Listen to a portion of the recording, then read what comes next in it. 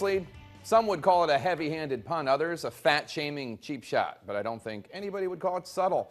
This is the new cover of Time magazine, which we should point out, of course, it's owned by our parent company, Time Warner. It features freshly reelected New Jersey Governor Chris Christie, who has battled with weight issues, along with the headline, "Elephant in the Room." Elephant. It's funny because he's battling a serious weight problem.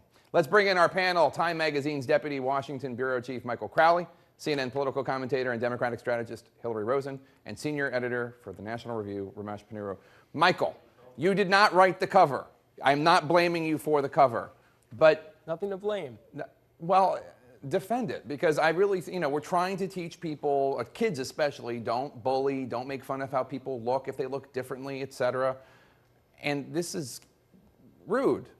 Well, look, figuratively speaking, it's very true. The 2016 race is going to form around Christie. He's the elephant in the room in the race. Is he going to run? And the other candidates will be anti-Christies in various ways. So I think fundamentally that's what the cover is about. There is a literal element to it. And I would just point out that Governor Christie himself has poked fun at himself. He pulled out a donut on David Letterman, and I think that his weight is part of who he is and his political persona. But basically, this is a story about how he is a huge political player in the Republican Party right now, and will decide the early contours of the 2016 race, and that's what Michael Shearer's great story is about. I'm sure it's a fantastic story, but we're not talking about the story. It's the cover. Well, and actually the elephant in the room means the person who nobody talks about, and certainly everybody's talking about Chris Christie, so even the analogy doesn't work. Look, I feel for Chris Christie here. I'm sure he is. You've spent the day with him.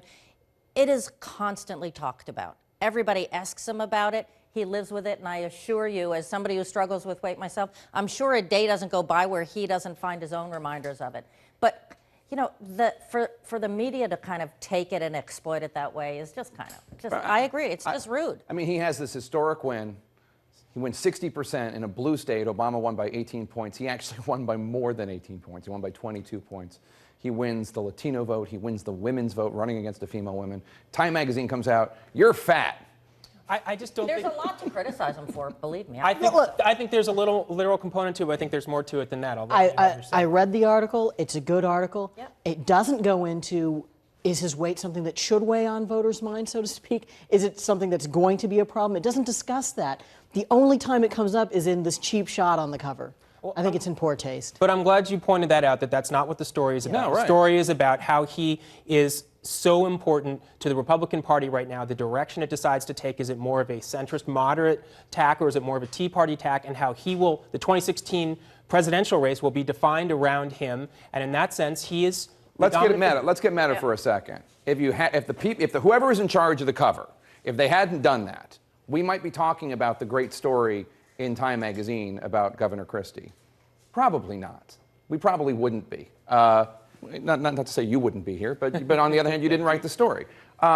It was an attempt to get buzz and generate conversation about Time magazine, and it did so with making the construction like, oh, it's worth it, we'll take some raps for fat shaming. I mean, is that a fair analysis? I'm not sure. Look, I'm not sure that's right. I think that the point that the cover makes is an accurate one.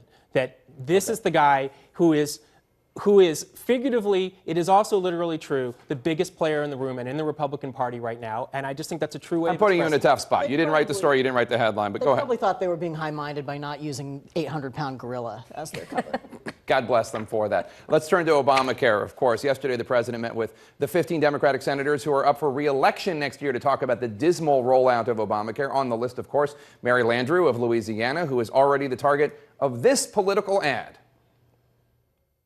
She sided with Barack Obama. If I had to vote for the bill again, I would vote for it tomorrow. Democrats already put their political careers on the line to get this passed. A lot of them in the House were not re-elected. How big a price do you think we're going to see when it comes to the Senate elections next year? I think it's a little too early to say that there's going to be fallout, but I think that these senators are putting the administration on notice that unless, the administration can actually keep its promises that it's made to have this thing fixed by the end of the year, that they're going to be calling for an extension, and they may even pass it, over some objections and see where that goes. you know, so far the senators I talked to still have the administration's back, still have Kathleen Sebelius's back. I think they just want to know that on this next round, their concerns have been heard and the problems get fixed. Ramesh? Well, I think that if you're a Democrat who's up for election in 2014 and you're not concerned about how this is going, you don't have your head screwed on right. Yeah. I think there is a lot of nervousness on the Hill and a lot of sort of gleeful anticipation of this among Republicans. And I think also, although there's been a lot of debate as to how much of a factor this was in Virginia, a lot of people, even on the Democratic side, have some sneaking suspicion that this helped make that a close race. You think so? What's your take on this? Do you think this had an effect in Virginia? I think, you know, there's a lot of debate about that. And do you think that this really could cause Mary Landrieu or any of these Republicans any of these Democrats in purple, maybe red-leaning states, or maybe solid red states, to lose their jobs? I do, and there are a lot of them. And you know, I think the biggest problem, the substance of this is terrible, but it also changed the subject, right? So the Democrats had this wonderful storyline where the Republican Party was threatening to tank the economy with this shutdown, and they were all fighting with one another, and some of these Tea Party figures were saying things that were far outside the political mainstream, and that conversation just screeched to a halt. And now, you know, these poor Democrats who really didn't have much to do with the actual implementation of the plan suddenly are finding themselves in the hot seat for things that, you know, have to do with technology problems that were managed out of the federal bureaucracy far from their day-to-day lives in their offices. But it's not just that. It's not just the technology. I mean, we're talking also about individuals who are losing their health plan despite President Obama's. I mean, I think we've moved on from the website in some ways. I mean, although but they intersect in such a damaging way, because you've got these people whose current insurance plans are being canceled, who are going to have to get new insurance, and will be fined if they can't because these websites aren't working. And that's what really is unfortunate about this, is that there are a lot of people who support Obamacare who want to sign up for these plans, and because of the problem with the website, they're not able to right now. I think we're a long way from this, you know, being that kind of crisis. I think. Oh, we're not there yet. No, but who knows? Deadline's in a couple weeks. Who knows when it's going to be resolved? You said end of the year. They actually said, I mean, end of November was what they originally said. But anyway, we'll see Hillary, Ramesh.